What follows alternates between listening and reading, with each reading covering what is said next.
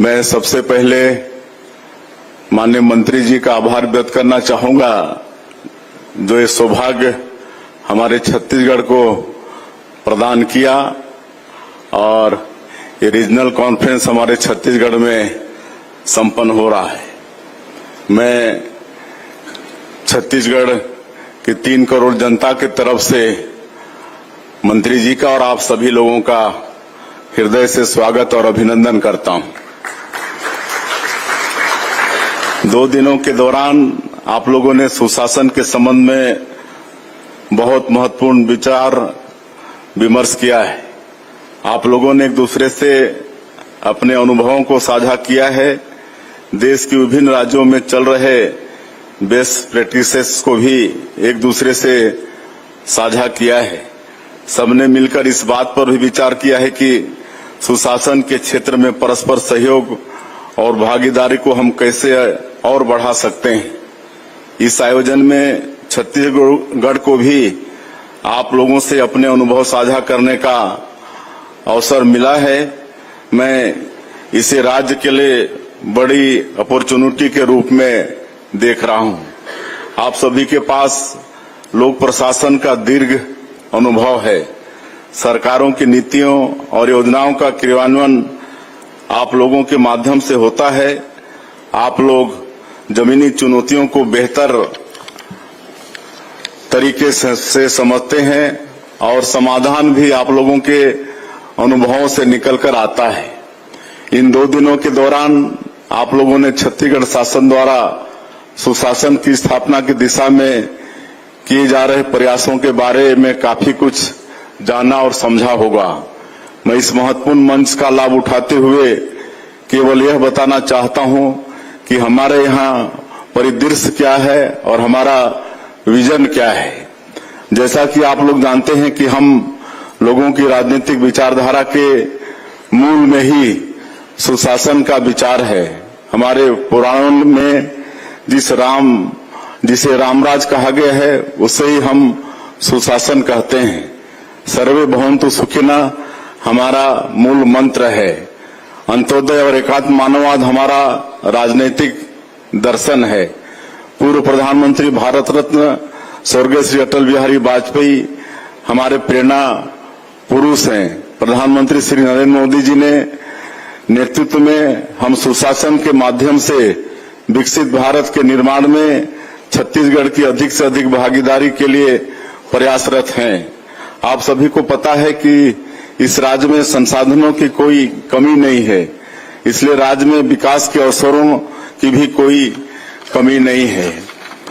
चुनौती यह है कि संसाधनों का बेहतर से बेहतर इस्तेमाल करते हुए स्थानीय लोगों तक ज्यादा से ज्यादा लाभ कैसे पहुंचाया जाए। राज्य में भौगोलिक और सामाजिक परिस्थितियों में बहुत भिन्नता है। जहां पर बहुमूल्य खनिज संपदा है, वहीं पर जंगल है, वहीं पर सड़क, रेल मार्ग, बिजली, पानी, स्कूल, अस्पताल जैसी अधोसंरचनाओं की कमी भी है। जीवन की जटिलताएं भी यहीं पर हैं। हमारा 44% भूभाग घने जंगलों से आच्छादित है, इसलिए भारत के पर्यावरण और जैव विविधता को बचाए रखने की महती जिम्मेदारी भी हम पर है।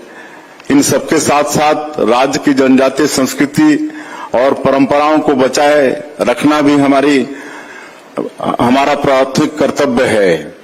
आज की इन परिस्थितियों के बावजूद हम एक मजबूत अर्थव्यवस्था हैं। वर्ष 2028 तक हम राज्य की जीएसडीपी को 5 लाख करोड़ से बढ़ाकर 10 लाख करोड़ करने का लक्ष्य लेकर पूरे आत्मविश्वास के साथ आगे बढ़ रहे हैं। अपने लक्ष्यों को हासिल करने के लिए हमने राज्य में समृद्ध खनिज संपदा, औद्योगिक विस्तार, कृषि विस्तार के साथ साथ यहाँ के प्राकृतिक और सांस्कृतिक सौंदर्य को भी महत्वपूर्ण संसाधन के रूप में चिन्हित किया है। हम राज्य के सामाजिक और आर्थिक सशक्तिकरण के लिए सुशासन को भी महत्वपूर्ण संसाधन के रूप में देख रहे हैं। हाल ही में हमने अपनी नई उद्योग नीति लॉन्च की है। इसमें पर्यटन के विकास को भी प्रोत्साहित किया गया है। बस्तर जैसे जनजातीय क्षेत्रों में उद्योगों के लिए जमीन की उपलब्धता भी एक बहुत बड़ी चुनौती है। ऐसे में इन क्षेत्रों का प्राकृतिक और सांस्कृतिक सौंदर्य वहां के लिए एक बड़ी आर्थिक ताकत बनेगा। रोजगार और आय में बढ़ोतरी के अवसर निर्मित होंगे, लोगों का जीवन स्तर ऊंचा उठेगा। राज्य में हम एक बड़े टूरिज्म सर्किट के निर्माण की दिशा में भी काम कर रहे हैं। हमारा विशेष फोकस बस्तर और सरगुजा जैसे जनजातीय क्षेत्रों पर है। हम इन स्थलों पर पर्यटकों के लिए सुविधाओं का विकास करने के साथ साथ मूलभूत अधोसरात्मक विकास भी कर रहे हैं। संयुक्त राष्ट्र विश्व पर्यटन संगठन ने हाल ही में बस्तर के कांगेर वैली के गांव धुड़मारास को सर्वश्रेष्ठ पर्यटन ग्राम के रूप में विकसित करने के लिए विश्व के चुनिंदा 20 गांवों में शामिल किया है। ये हम छत्तीसगढ़ वालों के लिए बड़ा सौभाग्य है और इससे हम लोग बहुत उत्साहित भी हैं। हमने वनोपजों और कृषि उपजों के स्थानीय प्रसंस्करण को भी आर्थिक विकास की अपनी रणनीति में अत्यंत महत्वपूर्ण घटक के रूप में शामिल किया है। राज्य के खजाने को बड़ा करने के लिए हम करों के संग्रहण में तकनीक का इस्तेमाल कर रहे हैं ताकि करों में वृद्धि किए बिना खजाने में वृद्धि की जा सके। अभी मैंने आप लोगों के से राज्य के परिदृश्य और हमारी आर्थिक तैयारियों की मोटी मोटी जानकारी साझा की। अब मैं आपसे सुशासन की दिशा में की जा रही तैयारियों और चुनौतियों को भी साझा करना चाहता हूं। शासन द्वारा बनाई गई योजनाओं, कार्यक्रमों, नीतियों और सेवाओं के आम आदमी तक पहुंचने के लिए सबसे प्राथमिक जरूरत है जानकारियों और सूचनाओं की पहुंच। मैदानी क्षेत्रों में तकनीक का इस्तेमाल करते हुए हम प्रभावी तरीके से इस काम को अंजाम दे रहे हैं, लेकिन दुर्गम क्षेत्रों में यहां अभी तक मोबाइल टावर भी नहीं पहुंचे हैं, वहां हमारा काम कठिन हो जाता है।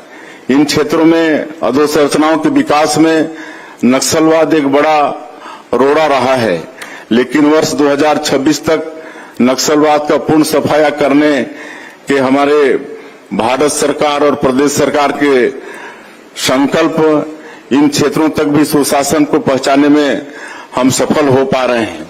नक्सलवाद पीड़ित क्षेत्रों में सुरक्षा कैंपों की स्थापना के साथ साथ अंदरूनी गांवों में सभी तरह की मूलभूत अधोसंरचनाओं, केंद्र और राज्य सरकार की योजनाओं और सेवाओं की पहुंच सुनिश्चित की जा रही है। इसके लिए राज्य शासन द्वारा नियत नेलानार योजना संचालित की जा रही है। यह गोंडी भाषा का शब्द है जिसका अर्थ होता है आपका अच्छा गांव। माननीय प्रधानमंत्री श्री नरेंद्र मोदी जी द्वारा जनजातीय क्षेत्रों के विकास के लिए शुरू की गई पीएम जन्मभूमि योजना और धरती आबा जनजातीय ग्राम उत्कर्ष अभियान से हमें और भी ज्यादा ताकत मिली है। प्रधानमंत्री आवास योजना, जल जीवन मिशन, पीएम सूर्य घर मुफ्त बिजली योजना जैसी योजनाओं ने भी राज्य शासन द्वारा सुशासन की स्थापना की दिशा में किए जा रहे प्रयासों को और तेज किया है। राज्य सरकार ने 11 महीनों के अल्प समय में अधोसंरचना के विकास में महत्वपूर्ण उपलब्धियां हासिल की हैं। इनमें आप जैसे संवेदनशील और छत्तीसगढ़ की जरूरतों को समझने वाले अधिकारियों की भी भागीदारी है। मुझे इस बात की खुशी है कि केंद्र सरकार द्वारा हमारे प्रस्तावों पर गंभीरता से ध्यान दिया जाता है और तत्परता के साथ सहयोग किया जाता है। 11 महीनों में लगभग 31,000 करोड़ रुपए की सड़क परियोजनाएं, कई महत्वपूर्ण रेल परियोजनाएं हमें मिली है। हवाई सेवाओं का भी विस्तार हुआ है। सरगुजा में नए एयरपोर्ट का शुभारंभ हुआ है। राज्य में एयरपोर्टों की संख्या बढ़कर 4 हो गई है। परसों ही हम दिल्ली में सिविल एविएशन मिनिस्टर से मिले थे और उन्होंने हमारे रायपुर एयरपोर्ट को नेशनल एयरपोर्ट का दर्जा देने के लिए आश्वस्त किया है। ये सब हम लोगों के लिए सौभाग्य का विषय है। सुशासन का परम लक्ष्य है प्रत्येक नागरिक के जीवन को सुख सुविधाओं से संतृप्त करना।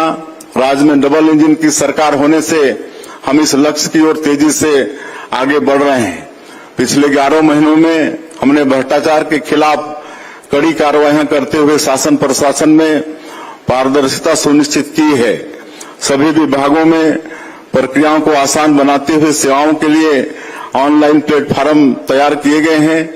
यह सुनिश्चित किया गया है कि नागरिकों के काम समय सीमा में हो, शासन तक उनकी आसान पहुंच हो, शिकायतों का निराकरण तेजी से हो, विकास में जन भागीदारी बढ़े, लोकतांत्रिक और संवैधानिक संस्थाओं को मजबूती मिले। इस आयोजन में आप लोगों को राज्य के अधिकारियों ने इस बात से अवश्य ही अवगत कराया होगा कि हमने इस दिशा में किस तरह प्रभावी प्रयास किए हैं और बड़ी उपलब्धियां हासिल की हैं। मैं इन बातों को यहाँ अधिक दोहराने की आवश्यकता नहीं समझता, तभी बताता हूं कि 11 महीनों में हमने ई ऑफिस प्रणाली, मुख्यमंत्री कार्यालय ऑनलाइन पोर्टल, मंत्रालय में प्रवेश के लिए स्वागतम पोर्टल, खनिजों के लिए ऑनलाइन परमिशन, सुगम ऐप के माध्यम से घर बैठे रजिस्ट्री उद्योग व्यापार के लिए single window system, online layout and building permission, Atal monitoring portal, one विभाग में लकड़ियों की ऑनलाइन बिक्री, शासकीय आवश्यकताओं की सामग्री की जेम पोर्टल के माध्यम से खरीदी अनिवार्य करने जैसे अनेक कदम उठाए हैं। इसी दिशा में किए जा रहे प्रयासों के अंतर्गत हमने राज्य में अपनी सरकार के गठन के तुरंत बाद एक नए विभाग, सुशासन एवं अभिसरण विभाग का गठन किया है। हमारे लिए खुशी की बात है कि हमारा यह नवगठित विभाग इस महत्वपूर्ण आयोजन में भी सहयोगी है। इस आयोजन में देश के दिग्गज विषय विशेषज्ञों और वरिष्ठ अधिकारियों की उपस्थिति का लाभ लेते हुए ये कहना चाहता हूं कि हम आप सभी के सुझावों के स्वागत